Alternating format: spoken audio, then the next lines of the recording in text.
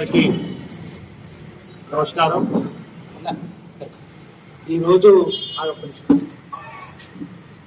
గౌరవ TRS working president KTR గారి ఆదేశాల మేరకు ఈరోజు ప్రెస్ మీట్ పెట్టడం జరుగుతుంది. ముఖ్యంగా కాంగ్రెస్ దొంగ హామీలు ఇచ్చి ముచ్చటగా మూడవ బడ్జెట్ లో ప్రవేశపెట్టింది. మరి మూడవ బడ్జెట్ ఎవరికి ప్రయోజనకరంగా ఉంది? సకల జనులక, కాంగ్రెస్ కాంట్రాక్టర్లక, ఎవరికి ఉందని చూస్తే నిజంగా సకల జనులు, ఈ తెలంగాణ ప్రజలందరికీ, అన్ని సామాజిక వర్గాలకి పెద్ద గుండు సున్నా, గాడిద గుడ్డే ఈ బడ్జెట్ మనకు కనబడతాం. ఈ పరాభవ నామ సంవత్సరం ఈ బడ్జెట్ ప్రవేశపెట్టారు, కానీ తెలంగాణ ప్రజలను పరాభవమే చేశారు, మోసం చేసింది. మరి ఈనాడు ఎట్లాంటి పరిస్థితి ఉందంటే వీళ్ళ 2.5 ఏళ్ళు అవుతుంది అంతే, దాదాపు 800 పైసలకు రోజులు అవుతున్నాయి. దీంట్లో మరి ఇప్పుడే 3,27,000 కోట్ల రూపాయల అప్పు చేస్తే ఇంకా సగం పరిపాలన అట్లనే ఉన్నది. మరి తెలంగాణ ప్రజల మీద, ఈ తెలంగాణ ప్రజల నెత్తి మీద ఇంకా ఎన్ని లక్షల కోట్ల అప్పు చేసే పరిస్థితి ఉందను. అప్పు చేసినావు. ఆనాడు కేసీఆర్ గారు అప్పు చేసి సెక్రటరియట్ కట్టిండు, కాళేశ్వరం ప్రాజెక్టు కట్టిండు, అంబేద్కర్ భవన్ కట్టిండు, అదేవిధంగా జిల్లా కలెక్టర్ కార్యాలయాలు కట్టిండు, గురుకుల కళాశాలలు కట్టిండు, కాలేజీలు కట్టిండు, మెడికల్ కాలేజీలు కట్టినాం, రోడ్లు వేసినాం, బ్రిడ్జీలు కట్టినాం, కాలువలు తవ్వినాం, నీళ్లు ఇచ్చినాం. విద్య, వైద్యం, అన్ని రంగాలలో ఒక రోల్ మోడల్ చేసినటువంటి ప్రభుత్వం ఉంది. మరి అలా ఒక చిన్న కాలువనన్నా తవ్వినావా రేవంత్ రెడ్డి గారు? ఒక్క ఇటుకనన్నా వేల్చినావా, పెట్టినావానే? మరి దేనికోసం అప్పు చేస్తున్నావు? ఈ తెలంగాణలో ఇంత అప్పు చేసి ఇవాళ వేరే రాష్ట్రాల్లో ఎన్నికలు అవుతున్నాయి, లేదా ప్రతి నెలకోసారో నెలకు 3 సార్లు, దాదాపు 60 సార్లు 70 సార్లను ఇవాళ ఢిల్లీకి పోయినప్పుడల్లా తెలంగాణ ప్రజా సొమ్మును తీసుకుపోయి రాహుల్ గాంధీకి పెట్టేస్తున్నాడు. ఇక్కడ సూట్ కేసులు తీసుకుపోవడం, తెలంగాణ ప్రజానికానికి సంబంధించినటువంటి సూట్ కేసులు, ట్యాక్స్ల ద్వారా ఇవన్నీ వచ్చే డబ్బులన్నీ తీసుకుపోయి రాహుల్ గాంధీకి కప్పం కట్టేస్తున్నాడు ఈ రేవంత్ రెడ్డి. మరి చేస్తే ఈనాడు మరి ఇదే వ్యవసాయ రంగానికి 26-27 బడ్జెట్ లో 23,179 కోట్లు మాత్రమే ఇచ్చింది వ్యవసాయ రంగానికి. ఆనాడు కేసీఆర్ గారు పెద్దపీట వేసి రైతులు రాజుమెచ్చగాలనే లక్ష్యంతో ఆనాడు చేసినటువంటి బడ్జెట్ కి ఈనాడు చేసే బడ్జెట్ కి అందులో చారణ బిల్ల మాత్రం తేడా ఉండేటువంటి పరిస్థితి వచ్చింది. ఆనాడు రూపాయి ఇస్తే ఈనాడు చారణ ఇచ్చిన పరిస్థితి. మరి ఈ బడ్జెట్ ఈయన ప్రవేశపెట్టిన బడ్జెట్ లో ఇది 2 పంటలకు ఆయన చెప్పిన రైతు భరోసా కూడా సరిపోవు.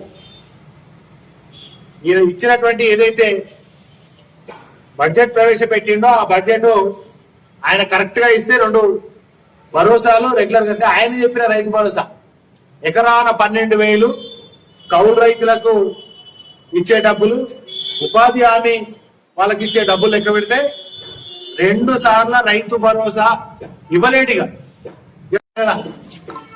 వ్యవసాయానికి ఇస్తే ట్రాక్టర్లు ఉంటాయి, పనిముట్లు ఉంటాయి, యంత్రాలు ఉంటాయి. వ్యవసాయంలో అనేక విధాలుగా వ్యవసాయ రంగం అనేది చాలా పెద్ద రంగం. దానికి పెద్దపీట వేయాల్సినటువంటి అది చాలా విపరీతమైనటువంటి రైతులకు ఆ రకంగా అన్యాయం చేసిండు. ముందు మనం అన్ని రంగాలు చూద్దాం. మరి వీళ్ళు అప్పుడు చెప్పినటువంటి ఏంటంటే 100 రోజులలో 6 గ్యారెంటీలు అమలు చేస్తాం, 100 రోజులలో 6 గ్యారెంటీలు అమలు చేస్తాం. ఆ 6 గ్యారెంటీలను చట్టబద్ధత తీసుకొచ్చే విధంగా తొలి సంతకం పెడతానన్నాడు. 100 రోజులలో 6 గ్యారెంటీలు అమలు చేస్తాం.